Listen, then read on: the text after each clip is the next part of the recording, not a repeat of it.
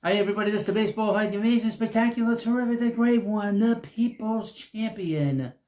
Your host, the Hunter. Welcome back to the Baseball Head 2, and hopefully you like this video. Hit that subscribe. We're talking about a prospect, not a Met prospect, but the prospect, this big prospect from the Athletics, and that's Nick Kurtz. He's going to be making his debut. I'm a little behind on the story.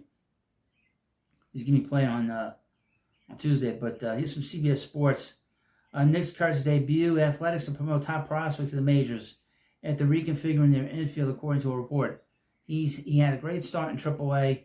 He was leading all the minor leagues in home runs, and they just decided to call him up. Kurtz was picked 4th in the 2024 draft.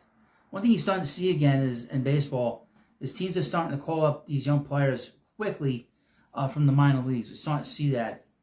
But the Angels do that all the time. I don't know if that's a good thing for the Angels, but you're starting to see this now more with teams. The Athletics are promoting first baseman Nick Kurtz to the majors, according to MLB.com. The A's themselves have not announced the move, nor have they announced a corresponding move to clear a roster spot. Kurtz is 22, opened the season at AAA where he hit .321 with a .385 on base percentage, .655 slugging percentage, with 7 home runs in 20 games. He was among the AAA leaders in exit velocity, though he did struggle both making consistent contact and performing as well against left-handed pitchers. The A's will add Kurtz to a lineup that includes 3 other promising hitters younger than 25. Shortstop Jacob Wilson, who I saw him in the games against the Mets. He can't play shortstop. They need a better shortstop. Okay, his defense is terrible. Outfielder Lawrence Butler, and fellow first baseman Tyler Soderstrom. Probably going to move behind the plate to be a DH, Soderstrom.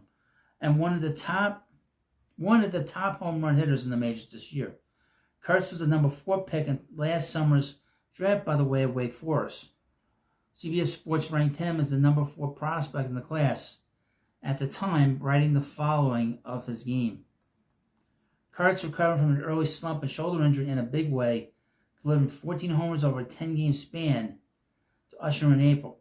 By season's end, he found himself leading the NCAA in walks, both in rate and counting forms, taking a free pass in 30% of his trips to the plate. For reference, Barry Bonds had a 32% walk rate in 2002. There's no denying his Kurtz well above average power is discipline, and to his credit, he makes a solid rate of contact when he offers.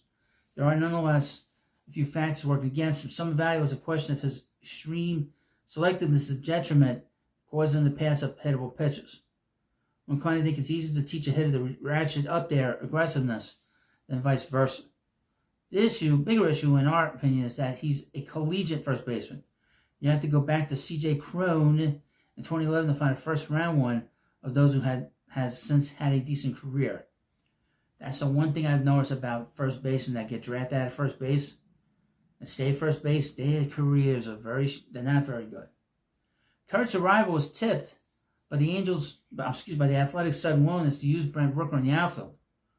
Rooker had previously not appeared in the outfield in nearly a year after suffering a forearm injury. That's the one thing about these first basemen. Normally these days, if you draft the first baseman, that means he's limited to first. It means he can't play other positions. You want a guy that's versatile with your number 1 pick. And that's the one thing about baseball that's weird nowadays. They're very much into versatility. They're very much into where guys can play every day.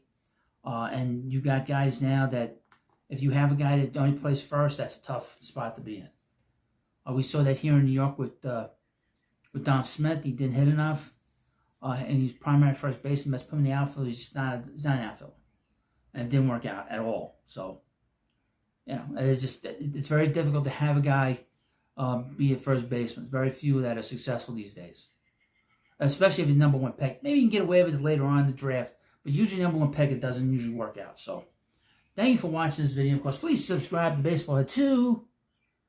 I'll see you later.